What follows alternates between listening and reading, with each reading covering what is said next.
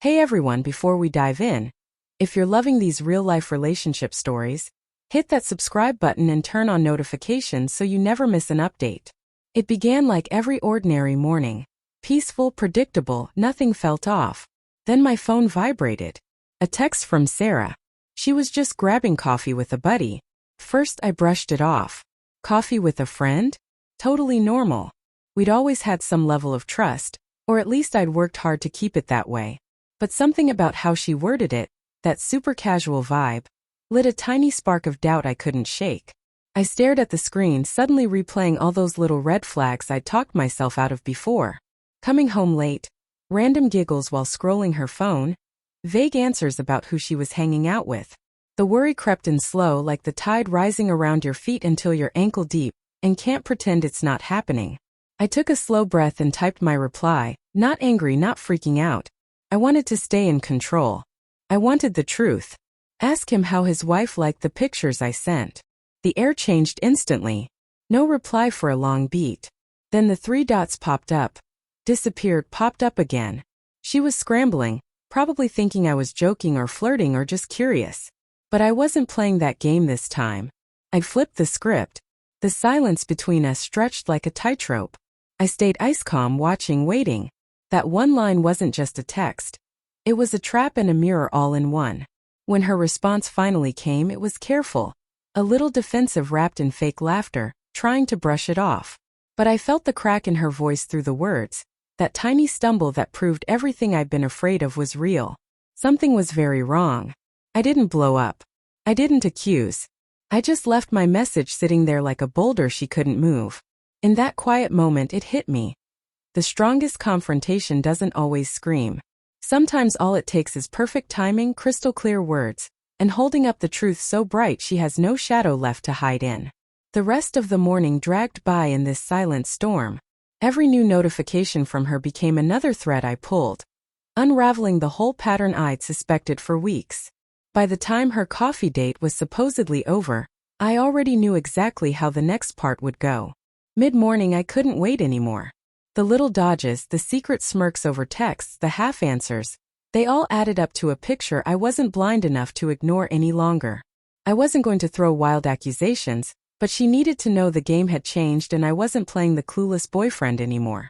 Sarah walked in a few hours later like everything was fine, expecting the same old easy vibe, sliding back into our place like nothing happened. But I wasn't that guy today.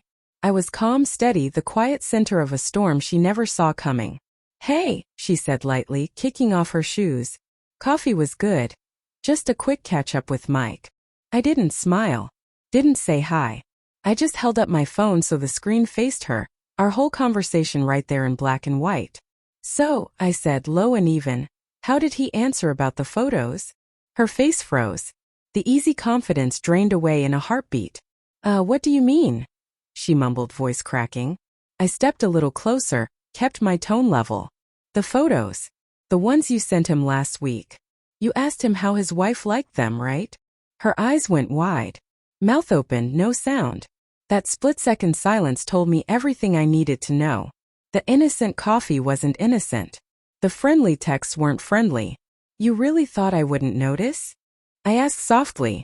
"You thought I wouldn't connect the dots, see the little moves, and finally understand what was going on?"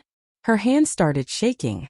For the first time ever, I saw real fear in her eyes. She'd always banked on my patience, on me choosing her words over the evidence. But patience runs out, and trust only stretches so far. I didn't raise my voice. I didn't need to. I let the quiet do the heavy lifting while her own thoughts crashed into the truth she tried to bury. The room felt thick enough to touch. Sarah kept glancing from the phone to me and back, her morning swagger completely gone, replaced by guilt and panic. She didn't need me to spell it out anymore. The question, the proof glowing on the screen, and my dead calm presence said everything. "Sarah," I said, voice steady and final, "I'm done pretending I don't see the patterns, the games, the lies by omission. I'm not doing this anymore." She opened her mouth, some excuse already forming, but I didn't let her get it out. Silence was stronger. She dropped onto the couch, buried her face in her hands, and whispered almost too quiet to hear. "I didn't think you'd notice." I shook my head. I've been noticing for weeks. The coffee dates, the late-night texting, the flirty little comments you thought were invisible. I see it all now. And you need to know actions have consequences. She looked up, eyes red, all the bravado wiped clean. Alex, I cut in gently but firmly. This isn't about revenge or yelling. It's about respect, boundaries, and basic honesty. And you blew past every single one. I set the phone down on the coffee table between us, screen still lit with the proof, and let her stare at it. The truth finally sank all the way in. She wasn't scared of me. She was scared of facing what she'd done when someone finally refused to look away. The apartment went dead quiet except for the faint city noise outside. For me, the knot in my chest loosened a little.